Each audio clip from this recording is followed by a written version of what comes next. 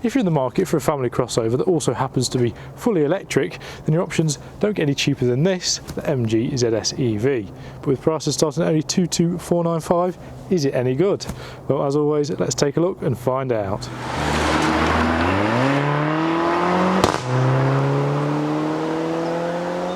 So then, the MG ZS EV.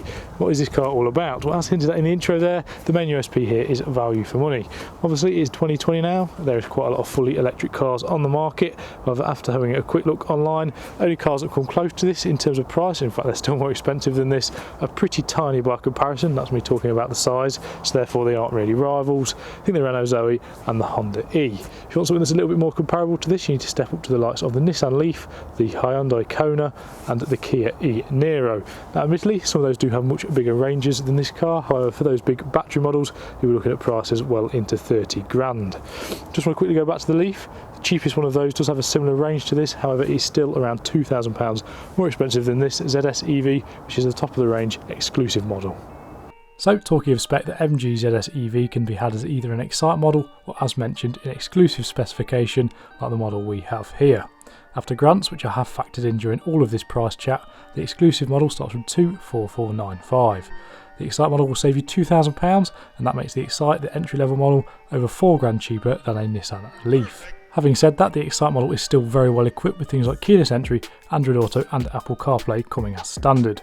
You also get a lot of safety kit as standard, including active emergency braking with pedestrian and bicycle detection, lane keep assist and traffic jam assist. Your extra £2 grand for the exclusive model adds blind spot detection and rear cross traffic alert to this list, as well as a panoramic sky roof, rain sensing wipers, a rear view camera and leather style seats, to name a few. So hopefully in that voiceover I did a good enough job of talking about the differences between the Excite and the exclusive model when it comes to the trim and the specification. But one thing that does stay the same for both models is, perhaps unsurprisingly, the battery. So the ZS EV is fitted with a 44.5 kilowatt hour water cooled battery. That means it should be good for a range of about 163 miles. Have I achieved that range during my time with this car? Well, no, I haven't. Now admittedly it has been quite cold, it's been freezing pretty much every night that I've had this car, and I was warned that that would affect the range, and like I say, it has. So more realistically, I've been getting about 140 miles out of this car, I reckon, on a full charge, which isn't too bad, but it is worth mentioning. Now, how do you charge this car? If you're watching a video on it, you probably want to know. Well, you have to press the nose in. So you press the MG badge, and you then pull this up. Now, admittedly, I'd quite like if you pressed it and this then came up automatically, but this does work. So once you're in here, then you'll find yourself a CCS charging port. That means that the ZS can accept rapid charging, and that means when I can take this out, I'm trying to do this with cold hands whilst remembering what I'm saying. I'm going to give up with that. There we go. See, it does come out quite easily, it's just me being a pillock. Like I say, this will accept rapid charging, and that means that 0 to 80% of the charge can be put into this car in about 40 minutes. Now, one issue with this car is it doesn't have any kind of app that lets you connect to it to see the sort of state of charging and how the car's doing. So what I found myself doing is using a Zap map, finding my local rapid charger, plugging it in, and then going home for about an hour because the charger isn't too far from my home. Now this kind of works, however you don't really know what the state of the charge is, so you're guessing and hoping it's going to be charged when you get back to it. The one time I did need to put a big charge into this, I got back to it and found that the charging had been interrupted for some reason. It was a Saturday night and it was at the train station, so perhaps some joker tried to unplug it. Yeah, not ideal, but I have survived without a home charger. Now, all this talk about charging does lead me quite nicely onto a bit of an awkward topic when it comes to EVs, and that is whether or not they are right for you. Now this is going to sound like a bit of a get out of jail card from me here, but honestly I can't make that decision because it varies massively depending on your usage and the kind of journeys you take in your car. If, for example, you have a 300-mile commute, the car like this with a 163-mile range is probably not going to be the one for you. If, however, you do a 30-mile commute and you have access to a home charger and you can plug into it overnight, then yes, this is probably going to work brilliantly for you and save you some money. Similarly though, and I reckon probably what most people are going to buy a car like this for, if you have a family and you do shorter journeys and again you have access to a home charger or perhaps a public charger you can go to once or twice a week, yeah, this will probably work for you as well. My usage, well, it's been a bit random. Over this week I've done about 250 miles and charged it 4 times. Like I've mentioned, one of those is quite a long charge, or it's supposed to be a long charge. The others have very much been top-ups. Personally, I think if I didn't have a home charger, I wouldn't buy an EV. So if you don't have a home charger or you can't get one because of the lack of a driveway, I think unfortunately you're going to have to think long and hard about owning an EV. It might not be the one for you, which is a shame because they are great things to drive about in, and I've absolutely loved my time with it. But yeah, if you haven't got a home charger, it might be a little bit awkward. And just quickly, whilst we're out here, what do you think of how the ZS looks, or the ZS EV looks, sorry?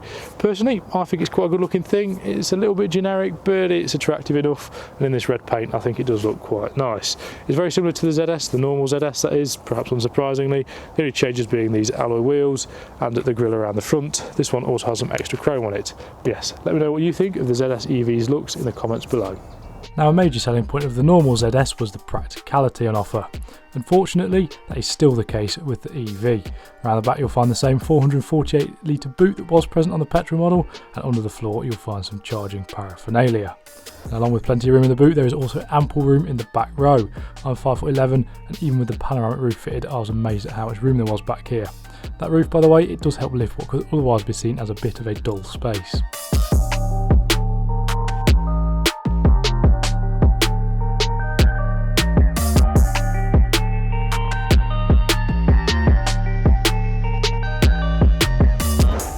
So the front of the ZS EV, what is it like? Well, my first impressions are that this is a very spacious and airy place to sit. I know it's going to sound stupid. I know I've been banging on about the panoramic sunroof, but honestly it has been a surprise highlight for me. I really appreciate it, and it makes the cabin feel nice and airy, like I've said. Also, with this car being a bit of an SUV, you do sit nicely high up, so you've got a good commanding view out over the front. Now, what else have we got in here? Well, coming across here, obviously this isn't a Rolls Royce, but on the whole this dashboard and the interior feels nice enough for what you're paying. Now, the biggest difference in here that you'll see over the petrol and the normal ZS models is this transmission tunnel area here. Obviously it's not a transmission tunnel because this car doesn't have a gearbox, but all of this is new and elevated compared to that in the petrol model, and I think it makes this car feel like a much more premium place to sit. There is storage in here, so you've got cup holders, a glove box there. There is also storage sort of underneath it because there isn't actually a gearbox, and then there is also plenty of storage in your glove boxes and your doors too. Anyway, above that, what have we got? We've got an 8-inch touchscreen for infotainment. Now, unfortunately, I have found the standard system a little bit frustrating to use. It requires 1 or 2 more taps than perhaps you want it to, and it can be a bit slow to respond. But luckily, you have Android Auto and Apple CarPlay as standard, and that sort of changes the game and makes it a much nicer thing to use because you just plug your phone in and use that. Right, coming across here, what have we got? Well, we have a nice leather-wrapped steering wheel. I do like how this feels in the hand. On the left-hand side, you'll find some audio controls, as well as your phone controls for making Bluetooth calls. On the right, there are some buttons which control the screen in the middle of the instrument cluster. Right, the instrument cluster, seeing as we mentioned that, we might as well talk about that. If you've driven a car, this is going to sound stupid, then it won't take long to get used to this at all. On your left, you have a speedo, and on your right, you have a power meter. So how does this power meter work? Well, basically it goes from 0 to 100%. The more you push the throttle down, the more power is being used, so the more the dial is around. So it's kind of like a rev counter, but yeah, I quite like that, especially when you floor it and it goes up to the 100% bit, and it shows you're in the boost section. Yeah, so that's nice. What else we need to talk about in here? Not much really. Overall, I think it's a nice enough place to be considering the money you spend, and my biggest takeaway, like I said, is airy and roomy in here with plenty of practicality. And also, this revised section in here is a massive step on to the petrol ZS, which I have driven in the past. In fact, if you want to watch my review of the normal ZS, a link will be appearing in one of these corners right about now. Now, just before we get into some driving impressions, it's probably worth me giving you the performance stats. So the MG ZS EV produces 141 horsepower and 353 Nm of torque, which is all sent to the front wheels. 0 to 62 miles an hour takes 8.5 seconds, while the top speed is 87 miles an hour. That top speed is interesting, as when I was looking through the settings, you can set the electronic speed warning to bong at you at 140 miles an hour. Yeah, a little bit optimistic. Finally, it is worth mentioning that both the car and the battery are covered by MG's impressive 7-year warranty.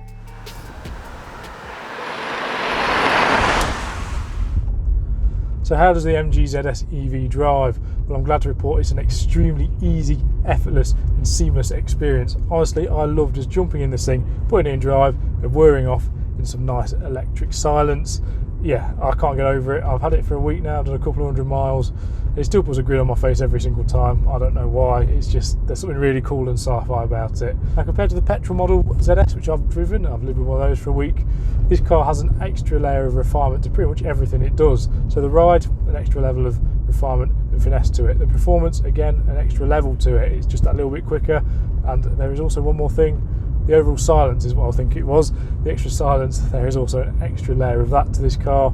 Like I say, that's probably predictably there because it's electric, but there does seem to be an extra level of sound deadening to this car. I think the petrol one seems to be a bit more wind noise, a bit more road noise is what I mean.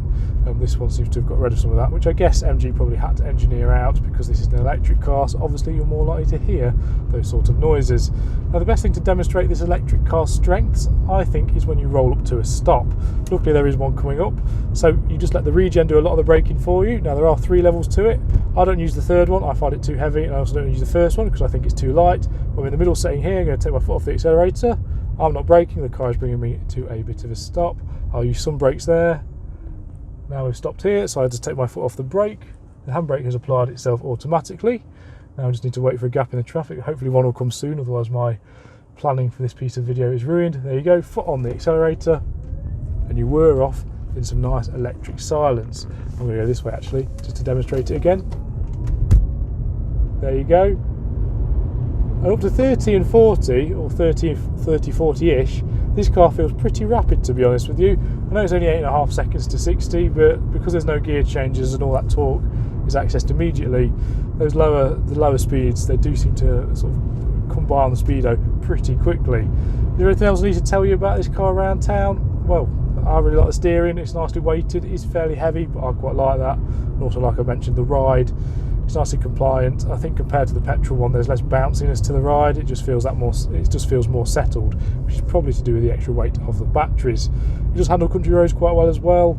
I'm not going to take it on them for this video. I don't know, it just seems a little bit pointless because the majority of this car's journeys are probably going to be around town if you buy one, to be honest, or on a motorway or a fast bit of road. And we're going to get to those shortly.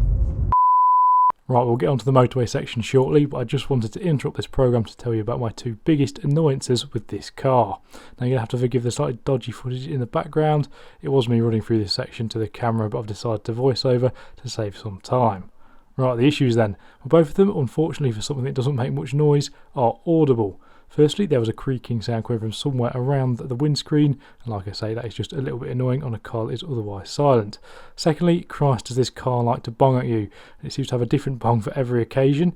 You'll get a bong if you get in, you'll get a bong when you press start, and you'll get a bong when you get out. Yeah, very annoying. Now, according to somebody on Instagram, there is an official fix in the work for these issues, but as of the time of recording, I've not heard anything back yet from MG confirming whether this is true. If I do hear anything, I'll put it in the comment section below. Let's get in and let's listen to some bongs. Oh, there you go. I don't know why it's telling me to take the key because I've just unlocked the car to get into it. So there's your first annoying bong. Oh, there you go. There's another bong for ready. Another bong. Oh, for God's sake. Car, please stop bonging at me. Let me just... There you go. That's now off. I get out. See if it's going to beep. No. Yes, I don't know why it does that either. It's a car of many noises and many talents.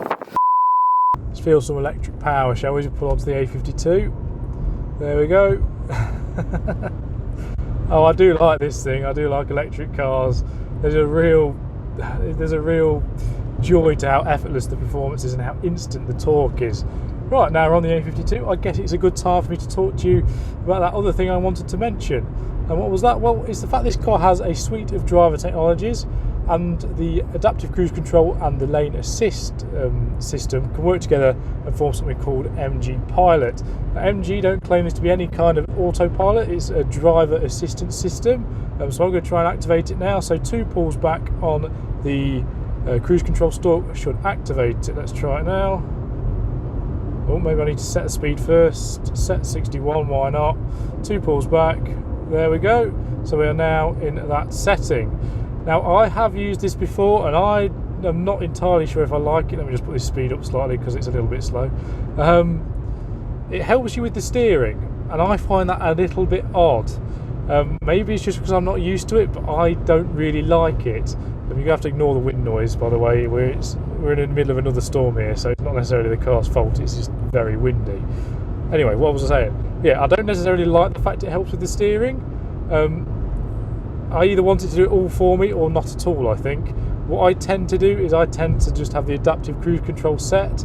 Then it will keep a certain distance to the car in front. to the speed that you set it to. I like that, so I have that set, but I turn the sort of steering assistance off. Like I say, I'm just not a massive fan of it, and maybe I do need to just get used to it and stop being such a pillock. The reason I don't like it is because it just feels weird, and it feels like I'm sort of fighting it at times, and also it sometimes seems to keep you too far to the left of the lane. Might just be me, I might just drive slightly too much to the right, but yeah, that's my take on this MG Pilot system. I don't think there's anything wrong with it, I just prefer to have adaptive cruise control and steer myself. Right, I reckon it's time for a conclusion. So how do we conclude this video? Well, I did find the bongs annoying and that creak in the windscreen a little bit disappointing, but overall I've really enjoyed my time with the ZS EV. I've also really enjoyed my time with just an electric car in general. It's the first time I've had one, and honestly they're a bit of a revelation, and there's just something very cool and sci-fi about a car.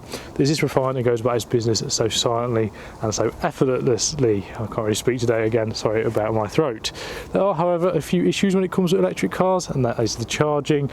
But that isn't really the car's fault, so I can't really blame it for that. It is an infrastructure problem and not the car's fault.